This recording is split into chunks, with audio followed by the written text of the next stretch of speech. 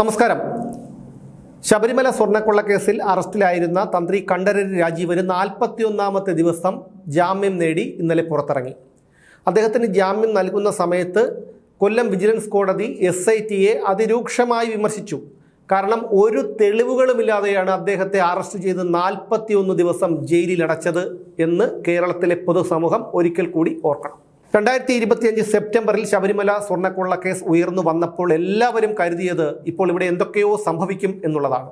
അത് സർക്കാരിനെ വലിയ രീതിയിലുള്ള പ്രതിസന്ധിയിലാക്കും, CPM തകർന്നു തരിപ്പണമാകും, പിണറായി വിജയൻ ഉൾപ്പെടെ അകത്താകും എന്നൊക്കെയായിരുന്നു പലരുടെയും ധാരണ. പക്ഷേ അരിയാഹാരം കഴിക്കുന്ന ചിലരെങ്കിലും വിശ്വസിച്ചിരുന്നു CPMനെ സംബന്ധിച്ചിടത്തോളം ഇത് ജീവൻ മരണ പോരാട്ടമാണ്.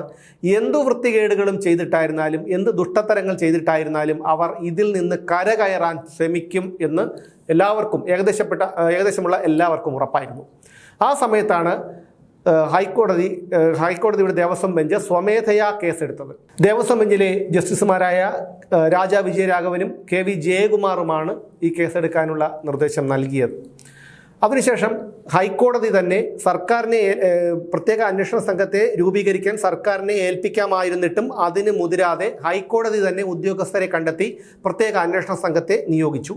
ആ അന്വേഷണം മുന്നോട്ട് പോയിക്കൊണ്ടിരിക്കുമ്പോൾ മുൻ ദേവസ്വം ബോർഡ് പ്രസിഡന്റുമാർ ഉൾപ്പെടെ പത്മകുമാറും വാസുവും അടക്കം ഉള്ളവർ അറസ്റ്റിലാകുന്നു.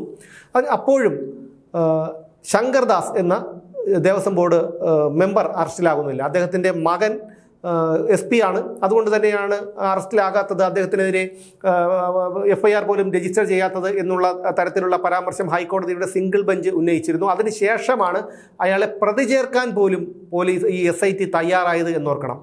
ശങ്കർദാസിൻ്റെ സമയത്ത് അവിടെ ഒരേ സമയം ദേവസ്വം ബോർഡ് അംഗമായിരുന്ന വിജയകുമാറിനെ അറസ്റ്റ് ചെയ്തു. പക്ഷേ എന്നിട്ടും തുല്യ പങ്കാളിത്തമുള്ള ശങ്കർദാസിനെ അറസ്റ്റ് ചെയ്തിട്ടില്ലായിരുന്നു. ശങ്കർദാസ് ഈ കേസ് ഉയർന്നു വന്ന അതിൻ്റെ ആദ്യ ദിവസങ്ങളിൽ വളരെ ഊർജ്ജസ്വലനായി തന്നെ പ്രതിരോധിക്കാനായി മാധ്യമങ്ങൾക്ക് മുന്നിൽ വന്നിരുന്നു. അതിനുശേഷം ഹൈക്കോടതി തന്നെക്കുറിച്ച് നടത്തിയ പരാമർശം നീക്കം ചെയ്യാനായി സുപ്രീം കോടതിയെ സമീപിച്ചിരുന്നു. അവിടെ നിന്ന് തിരിച്ചടി കിട്ടി. അതിനുശേഷം അറിയുന്നത് അയാൾ പക്ഷാഘാതം വന്ന് കിടപ്പിലാണ് എന്നുള്ളതാണ്. ഹൈക്കോടതിയുടെ സിംഗിൾ ബെഞ്ച് രൂക്ഷമായ നിലപാട് എടുത്തതോടുകൂടിയാണ് SIT അയാളെ പ്രതി ചേർക്കാൻ പോലും തയ്യാറായത് എന്നോർക്കണം. അപ്പോൾ തന്നെ കാര്യങ്ങൾ ഏകദേശം വ്യക്തമായി കഴിഞ്ഞിരുന്നു. അതുമാത്രമല്ല, ഈ കേസുമായി ബന്ധപ്പെട്ട് മുൻ ദേവസ്വം ബോർഡ് പ്രസിഡന്റ് PS പ്രശാന്തിന് ബന്ധമുണ്ട് എന്നുള്ള തരത്തിലുള്ള ചില പരാമർശങ്ങൾ 3-3.5 മാസങ്ങൾക്ക് മുമ്പ് തന്നെ ഇടക്കാല റിപ്പോർട്ടിൽ ഹൈക്കോടതി വ്യക്തമാക്കിയിരുന്നു. ആ സമയത്ത് എല്ലാവരും കരുതിയിരുന്നത് പ്രശാന്ത് അറസ്റ്റിലാകും എന്നുള്ളതായിരുന്നു. പക്ഷേ പ്രശാന്ത് അറസ്റ്റിലായില്ല. കടകംപള്ളിയും ഉണ്ണികൃഷ്ണൻ പോറ്റിയും അടക്കമുള്ളവരുടെ ബന്ധങ്ങളൊക്കെ പുറത്തു വന്നിരുന്നു. ബാംഗ്ലൂരിൽ വെച്ച് ഇവർ തമ്മിൽ കൂടിക്കാഴ്ച നടത്തിയെന്നും ഈ കടകംപള്ളി ദേവസ്വം മന്ത്രിയായിരുന്ന സമയത്ത് ഉണ്ണികൃഷ്ണൻ പോറ്റിയുടെ വീട്ടിൽ പോയി എന്നുള്ള തരത്തിലുള്ള ചിത്രങ്ങളും തെളിവുകളും ഒക്കെ പുറത്തു വന്നിരുന്നു. പക്ഷേ അവരെയൊക്കെ മൊഴിയെടുക്കാനാണ് SIT വിളിപ്പിച്ചത് എന്നുള്ളതാണ് നമ്മൾ പിന്നീട് മനസ്സിലാക്കിയത്. അതിനുശേഷമാണ് തന്ത്രിയെ അറസ്റ്റ് ചെയ്യുന്നത്. തന്ത്രി ഈ കേസിൻ്റെ ഉത്ഭവ സമയത്ത് തന്നെ തന്ത്രി പറഞ്ഞിരുന്നു, വാജിവാഹനം എൻ്റെ പക്കലുണ്ട്, അത് വേണമെങ്കിൽ ഞാൻ തിരിച്ചു നൽകാമെന്ന് അദ്ദേഹം പറഞ്ഞിരുന്നു. പക്ഷേ വാജിവാഹനം കണ്ടെടുക്കുന്നതിനായി അദ്ദേഹത്തെ അറസ്റ്റ് ചെയ്തതിന് ശേഷം വലിയ രീതിയിലുള്ള കോളിളക്കമൊക്കെ ഉണ്ടാക്കിയതിന് ശേഷമാണ് SIT മണിക്കൂറുകളോളം റെയ്ഡ് നടത്തി അദ്ദേഹത്തിൻ്റെ വീട്ടിൽ നിന്ന് വാജിവാഹനം പിടിച്ചെടുത്തത്. എന്നാൽ വാജിവാഹനം അദ്ദേഹം കൊണ്ടുപോവുകയല്ലായിരുന്നു. അന്നത്തെ ദേവസ്വം ബോർഡ് മെമ്പർമാരും മാധ്യമപ്രവർത്തകരും ഭക്തജനങ്ങളും ഉൾപ്പെടെ നിൽക്കുന്ന ഒരു സദസ്സിൽ വെച്ചാണ് അദ്ദേഹത്തിന് അത് കൈമാറിയത് എന്നും നമ്മളൊക്കെ കണ്ടതാണ്. എന്നിട്ടും അദ്ദേഹത്തെ അറസ്റ്റ് ചെയ്ത് അന്വേഷണത്തെ വഴിതിരിച്ചുവിടാനും പൊതുസമൂഹത്തെ തെറ്റിദ്ധരിപ്പിക്കാനും SIT ശ്രമിച്ചു എന്നുള്ളതാണ് ഏറ്റവും ഖേദകരമായിട്ടുള്ള ഒരു കാര്യം. നമ്മൾ ഇതിൽ മനസ്സിലാക്കേണ്ടത്, ഈ കേസ് ഉത്ഭവിച്ചു വന്ന ആദ്യ സമയത്ത് തന്നെ CPMന് ഇതിൻ്റെ രൂക്ഷത മനസ്സിലായി, ഇതിൻ്റെ പ്രത്യാഘാതം എന്താണ് സംഭവിക്കുന്നത് എന്ന് മനസ്സിലായി. അത് തദ്ദേശ തെരഞ്ഞെടുപ്പിൽ പ്രകടമാവുകയും ചെയ്തു. പക്ഷേ അതുകൊണ്ടും CPMന് നിൽക്കക്കള്ളിയില്ലാതെ വന്നപ്പോൾ എങ്ങനെയെങ്കിലും ഈ കേസിൽ നിന്ന് ഊരിപ്പോരേണ്ട ഒരു ആവശ്യകത CPMനുണ്ടായി. അവർ ആദ്യം തന്നെ അതിൻ്റെ പദ്ധതികൾ ഒരുക്കി എന്ന് വേണം നമുക്ക് ഇതിലൂടെ അനുമാനിക്കാൻ. അതിൽ പലരെയും കൂട്ടുപിടിച്ചു. ആ കൂട്ടുപിടിച്ചവർ ആരൊക്കെയാണെന്ന് പൊതുസമൂഹം തന്നെ ചിന്തിച്ചാൽ മനസ്സിലാക്കാവുന്നതേ ഉള്ളൂ. എന്നാൽ ഇപ്പോൾ വന്നിരിക്കുന്നത് എന്താണ്? എല്ലാവർക്കും സ്വാഭാവിക ജാമ്യം നേടി ഒന്നാം പ്രതിയായ ഉണ്ണികൃഷ്ണൻ പോറ്റി ഉൾപ്പെടെ പുറത്തിറങ്ങി. അപ്പോഴും പൊതുസമൂഹം ആശങ്ക പങ്കുവച്ചു. ആ സമയത്തും ഹൈക്കോടതിയുടെ ദേവസ്വം ബെഞ്ച് പറഞ്ഞത് SITയുടെ അന്വേഷണം കൃത്യമായ രീതിയിലാണ് മുന്നോട്ട് പോകുന്നത്, ഞങ്ങളുടെ നിരീക്ഷണമെല്ലാം അതിന് പിന്നിലുണ്ട് എന്നൊക്കെയാണ്. ജനങ്ങളെ സമാശ്വസിപ്പിക്കാനുള്ള ഒരു പരാമർശം മാത്രമായിരുന്നു അതെന്ന് പിന്നീടുള്ള ദിവസങ്ങളിൽ നമുക്ക് മനസ്സിലാക്കാൻ കഴിഞ്ഞു. അതായത് വീണ്ടും ഉണ്ണികൃഷ്ണൻ പോറ്റി ജാമ്യത്തിൽ ഇറങ്ങിപ്പോകുന്നു, മറ്റുള്ള എല്ലാവരും ജാമ്യത്തിൽ ഇറങ്ങിപ്പോയി. പക്ഷേ ഇന്ന് പത്മകുമാറിന് ജാമ്യം കിട്ടിയിട്ടില്ല. ദ്വാരപാലക ശില്പം മോഷ്ടിച്ച കേസിൽ അയാൾക്ക് ജാമ്യം കിട്ടിയിട്ടില്ല. ഉടനെ തന്നെ അയാളും ജാമ്യം കിട്ടി പുറത്തിറങ്ങും.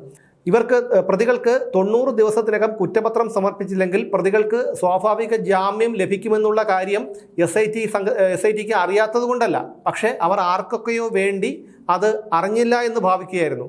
ഒരു ഭാഗികമായിട്ടുള്ള കുറ്റപത്രം പോലും കോടതിയിൽ സമർപ്പിക്കാൻ SIT തയ്യാറായില്ല. ഭാഗികമായ കുറ്റപത്രം സമർപ്പിച്ചില്ലെങ്കിൽ പ്രതികൾ രക്ഷപ്പെടും, അതുകൊണ്ട് ഭാഗികമായ കുറ്റപത്രമെങ്കിലും സമർപ്പിക്കണം എന്നാവശ്യപ്പെടാൻ കോടതിയും തയ്യാറായില്ല. ഇതിൽ നിന്നൊക്കെ നമുക്ക് കാര്യങ്ങളൊക്കെ വ്യക്തമാണ്. എന്തായാലും SITയുടെ വിശ്വാസ്യത തന്നെ നഷ്ടപ്പെട്ടിരിക്കുകയാണ്. ഇനി 1-2 പേർ കൂടി അറസ്റ്റിലായി ജയിലിൽ കിടപ്പുണ്ട്. അവർ കൂടി ഇറങ്ങിക്കഴിഞ്ഞാൽ ഇനി ശബരിമല സ്വർണ്ണക്കൊള്ള കേസ് ആവിയാകും. ഇതിൽ എടുത്തു പറയേണ്ട മറ്റൊരു കാര്യം, രമേശ് ചെന്നിത്തല എന്ന കോൺഗ്രസ് നേതാവ് ഈ കൊള്ളയ്ക്ക് അന്താരാഷ്ട്ര ബന്ധമുണ്ട് എന്നുള്ള വെളിപ്പെടുത്തലുമായി വന്നില്ലായിരുന്നുവെങ്കിൽ 2 മാസങ്ങൾക്ക് മുമ്പ് തന്നെ ഈ കേസ് അവസാനിക്കുമായിരുന്നു എന്നുള്ളതാണ് നമുക്ക് മനസ്സിലാക്കാൻ കഴിയുന്നത്. കേരളത്തിലെ പൊതുസമൂഹവും ഭക്തരും മനസ്സിലാക്കേണ്ട ചില കാര്യങ്ങളുണ്ട്. അതായത് തെരഞ്ഞെടുപ്പ് അടുത്ത് വരികയാണ്. അതുകൊണ്ട് തന്നെ ഇനി ഒരിക്കൽ കൂടി ഈ CPM അധികാരത്തിൽ വന്നാൽ ഇവർ ശബരിമല പോലും കൊള്ളയടിക്കാമെങ്കിൽ അവർ ഈ പൊതുഖജനാവിൽ നിന്ന് അല്ലെങ്കിൽ കേരളത്തിൽ നിന്ന് ഈ സംസ്ഥാനത്ത് നിന്ന് 10 വർഷത്തെ ഭരണം കൊണ്ട് എത്രമാത്രം കൊള്ളയടിച്ചിട്ടുണ്ടാകും. പുറത്ത് വന്നത് എത്രയോ, ഇനി പുറത്ത് വരാനിരിക്കുന്നത് എത്രയോ, മറഞ്ഞു പോകുന്നത് എത്രയോ, അത്രയും ഇവർ കൊള്ളയടിച്ചു മാറ്റിയിട്ടുണ്ട്. ഇനി ഒരിക്കലും ഇവരെ ഇടതുപക്ഷം ഭരണത്തിൽ വരണമോ എന്ന് ചിന്തിക്കാനാണ് ഈ ഒരു അവസരം നമ്മൾ വിനിയോഗിക്കേണ്ടത്. അതുമാത്രമല്ല, ഈ ദേവസ്വം ബോർഡിൻ്റെ അമ്പലങ്ങളിൽ കൊണ്ട് ലക്ഷങ്ങളും ആയിരങ്ങളും കാണിക്കയിടുകയും ലക്ഷക്കണക്കിന് രൂപയുള്ള സ്വർണ്ണാഭരണങ്ങളും വാഹനങ്ങളും ഒക്കെ കാണിക്ക വയ്ക്കുകയും ചെയ്യുന്ന വിഡ്ഢികൾ ഒരു കാര്യം മനസ്സിലാക്കണം. കാരണം ഒരു നേരത്തെ അന്നത്തിന് വകയില്ലാത്ത, ചികിത്സിക്കാൻ വകയില്ലാത്ത അങ്ങനെയുള്ള നിരവധി ആൾക്കാർ, ലക്ഷക്കണക്കിന് ആൾക്കാരുള്ള ഒരു 10,000-കണക്കിന് ആൾക്കാരുള്ള ഒരു സംസ്ഥാനമാണ് നമ്മുടെ കേരളം. നമ്മൾ ദൈവത്തിനെന്ന് പറഞ്ഞ് ദേവസ്വം ബോർഡിൻ്റെ അമ്പലങ്ങളിലേക്ക് വയ്ക്കുന്ന ലക്ഷക്കണക്കിന് രൂപ മൂല്യമുള്ള വസ്തുക്കൾ ഈ അമ്പലം വിഴുങ്ങികളുടെ വായിലേക്കാണ് പോകുന്നതെന്ന് ഇനിയെങ്കിലും ഇത്തരത്തിലുള്ള കാണിക്കകൾ നൽകുന്ന വിഡ്ഢിക്കൂശ്മാണ്ഡങ്ങളായ ഭക്തർ ഒന്ന് മനസ്സിലാക്കണം.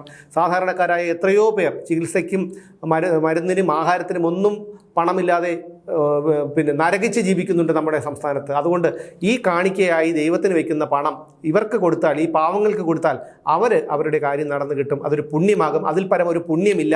ഇത് അറിഞ്ഞു വെച്ചുകൊണ്ട് ഈ കാട്ടുകൊള്ളക്കാർക്ക് ഇത്തരത്തിൽ ഇനിയെങ്കിലും നിങ്ങൾ ചെയ്യരുതെന്നേ എനിക്ക് പറയാനുള്ളൂ.